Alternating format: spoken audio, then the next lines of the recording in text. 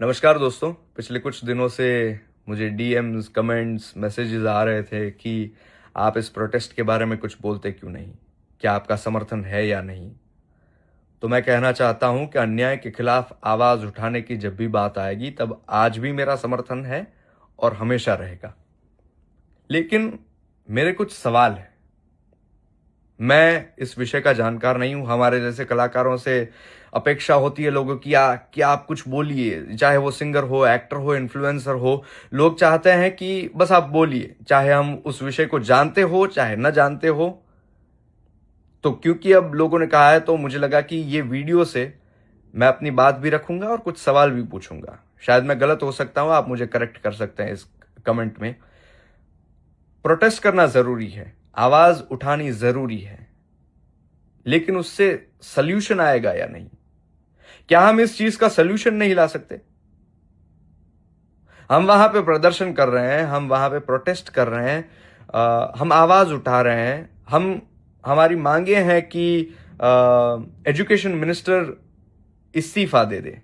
चलिए ठीक है, अगर इस्तीफा दे भी दिया उन्होंने, अगर रेजिग्नेशन दे भी दिया, तो उससे क्या इस चीज का सलूशन आ जाएगा?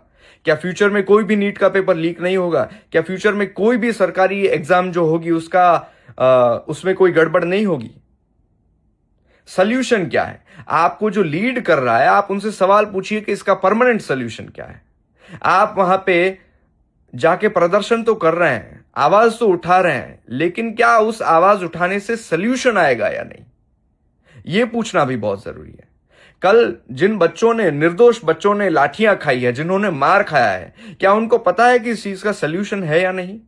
क्या इस्तीफा दे देने से सब सॉल्व हो जाएगा?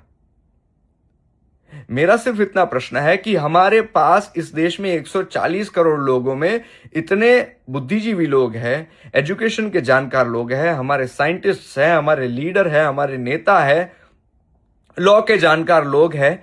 क्या उनकी कमिटी बने और वो इस चीज पे सोच के कोई ऐसा सल्यूशन नहीं ला सकते कि आगे आने वाले भविष्य में सरकारी किसी भी परीक्षा में, इस देश में होने वाली किसी भी एग्जाम में ऐसी घटना फिर से ना हो?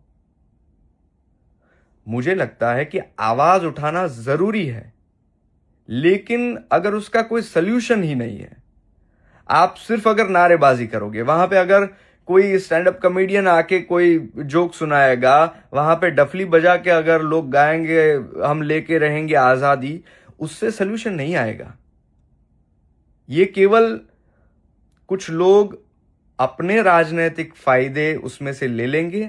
आपका आक्रोश, आपकी जो भावनाएं हैं, उसमें से वो अपने पॉलिटिकल करियर बना लेंगे और आप अपनी भावनाओं के साथ, अपने आक्रोश के साथ वहीं पे रह जाएंगे। हमने आगे भी आंदोलन देखे हैं ऐसे। हमने ये सब देखा है कि ऐसे आंदोलनों में से केवल और केवल राजनीतिक फायदे लेके लोग निकल जाते हैं, कोई सल्यूशन नहीं मिलता है।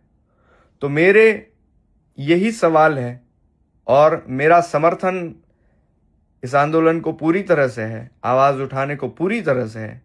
लेकिन मुझे लगता है कि हमारे देश के कुछ बुद्धिजीवी लोग, कुछ जानकार लोग अगर मिलके आगे पेपर लीक ना हो इसके लिए कोई ठोस सल्यूशन लाएंगे तो ये आंदोलन सफल होगा। केवल किसी एक मिनिस्टर का इस्तीफा लेने से या अपने एक ईगो को सिर्फ सेटिस्फाई करने के लिए किसी को झुका देने से इस चीज का सल्यूशन नहीं आएगा। मेरा इसमें कोई किसी पार्टी को समर्थन या किसी पार्टी का विरोध या किसी पक्ष का समर्थन या किसी पक्ष का विरोध नहीं है।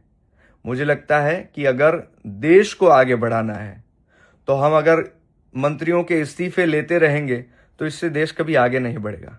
हमारे पास एक अधिकार है मत का, हम वोट देते हैं और सरकार अपनी चुनते हैं और उस सरकार को देश चलाने के लिए देते हैं।